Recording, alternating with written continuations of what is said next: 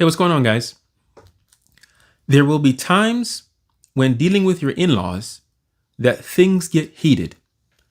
Things are said that both sides, or maybe just one side, regrets, and you maybe withdraw from that engagement that you had from them, feeling kind of angry, or otherwise just in a state of disbelief, like how could they have said that? How could they have done that? And so on. Right? We have fights with our in-laws. That's what I'm basically trying to say. One thing that will help with strong differences of opinion is learning how to negotiate properly with your in-laws. So whenever you have a difference of opinion with your family, you have two options. You can negotiate, or you can withdraw and be resentful. When you withdraw, you don't engage.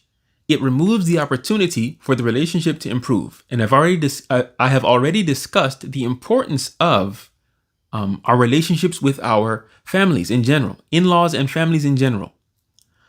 When we allow anger to push ourselves into being so rigid, then everyone loses, right?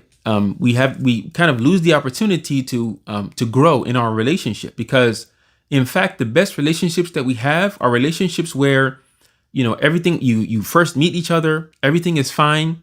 Then all of a sudden there's some disagreement, and you talk through and you come to a better understanding of things, and you come out of there with a better understanding of each other. And in that way, that's how your relationships improve. So two things I want to concentrate on in this video. Point number one, if you want things to go a certain way, make a specific proposal. So for example, instead of saying, the children would really like to see you, that's kind of vague. Yeah, we understand they want to see us, but where, what time, how do they want to see me, and so on, right? If they want to see me, I can do a WhatsApp call. Or make the proposal that you want very specific. The children would like to see you at such and such park at such and such time, right? And we want to try and make this a more regular date, for example, right? Or if your parents or your spouse's parents want to see your children more often, again, propose something specific. How about we do a once a month play date?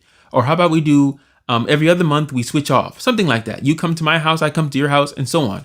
Make a specific proposal. Also, be open to something different, okay? Let's not let our egos cause us to be in such a rigid stance that I don't even want to listen to what the other person has to say, okay? Always be open to something different. Maybe you go along with their view because you thought about it and that's the right thing to do in the first place.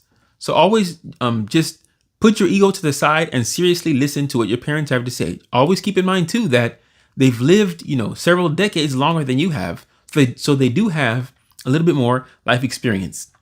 So an example of negotiation that we did in my family is, so when we first started having children, our child got to the age where they're obviously eating regular food, and we would go to a certain family member's house, and they would be constantly giving, donuts, and then cookies, and then another donut, and then watermelon, and then, a lollipop, and so on and so on. So it's like every time we're there, all our child ate was just candy. And then when it's time to eat real food, they're not really eating because they're already full of the candy and stuff. So for my wife and I, eating nutritious food is something very important that we pay attention to with our children. And so for this particular family member that was giving all of these sweets and stuff, if we'd have just said, don't give them any more sweets, you're giving them too much sweets, there would have been an argument. Don't tell me what to do, this and that, right? But instead, what happened was that family member was giving some sweets, and I said, let's let that be the last piece of cake she has. Why don't we, after that, have some actual food? And I said, well, what about such and such and such? They had a comeback. And then my wife chimed in, well, this and this is why we like for her to eat some, normal food. And they kept silent, and the in-law kept silent. And then we went along and we got our way in that particular situation. But see, it wasn't a forceful, like, you have to do it this way or anything. We didn't say anything rude. We just gently said, hey, why don't we try and do it this way? And the person actually went along with our suggestion. So that's how we have to play it with our in-laws. If you have something that you would like to have happen, make a specific proposal like a date, a time, a location, and so on, as specific as possible, and also be open to something different. Don't let our egos cause us to be in a unyielding stance.